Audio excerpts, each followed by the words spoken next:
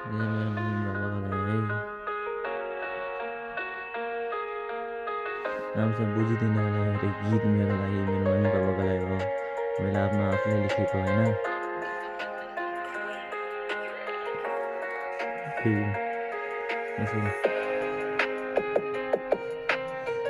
ए mummy बाबा मबाट धेरै गल्ती भयो, अब मलाई माफ गरिदिनु होला। हजुरले भनी त राख्नुहुन्थ्यो छोरा छोरा त नमसँग काम तैँले स्कुल पनि छोडिदिस्, अब काम गोजी खा, हामी पनि धेरै दिन बाँचेन होला त भन्नुहुन्थ्यो। तर मम्मी बाबा मलाई माफ गरिदिनु, हजुरको कुरा त नसुने त म त नटेरी बाहिर लगिसके गलत सङ्गतमा डुबे गएँ म। हजुर मलाई धेरै बचाउनु भयो, आज म त एक्लै छु, एक्लै म त हारिरहेको छु गएँ। राम्ररी गरी आँधीखेरि घरमा आमाको हातको मिठोको खानाको मलाई याद आइरहेको छ, अनि बाबाको मायाको मलाई पनि याद आइरहेको छ। त म के गर्नु रोइरहेको छु एक त पलहरू आमा बाबा फर्केर आइदिनु त होला। यो संसारहरूसँग लड्नु पनि सकेको छैन, मम्मी बाबा मलाई माफ गरिदिनु होला।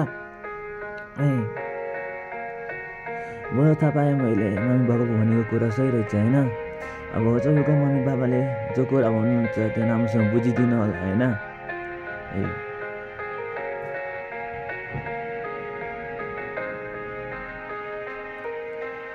बाबा पनि बाहिर काम गरेर खुन पसिना गरेर त आउनुहुन्थ्यो, त्यो पनि खुन पसिनामा मैले नदेखि स्कुल जाँदाखेरि साथीभाइहरूसँग बस्थेँ यतातिर हिँडेर राति 5 to 5 मैले गरेर हिँडिसकेँ। बाबाको पनि मैले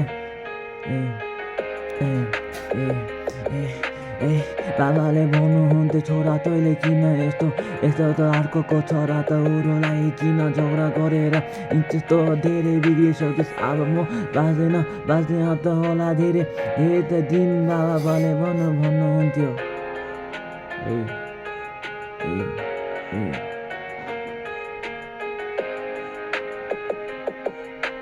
बाबा मलाई माफ गरिदिनु, हजुरको त कुरा नसुने गएँ म त साथीहरूसँग आइपुग्यो पुलिसहरू घरमा त मलाई उठाएर लिएर गयो चौकीतिर चौकीतिर लिएर गयो। बाबा आमा पनि रुँदै आउनुभयो मलाई लिनु, तर बाबा त पनि रुनु भयो मलाई देखेर। बाबा पनि रुखो देखेर मेरो त मन धेरै दुःखी भयो, मलाई माफ गरिदिनु होला आमा बाबा।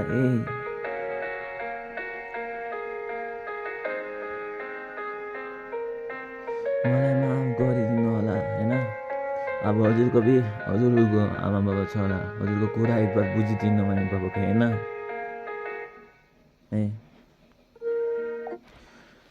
यो मेरो गीत यहाँसम्म थियो। हजुरको मम्मी बाबा छ होला, एकपल्ट आमा बाबाको ख्वाइस बुझिदिनु होला होइन। Thank you.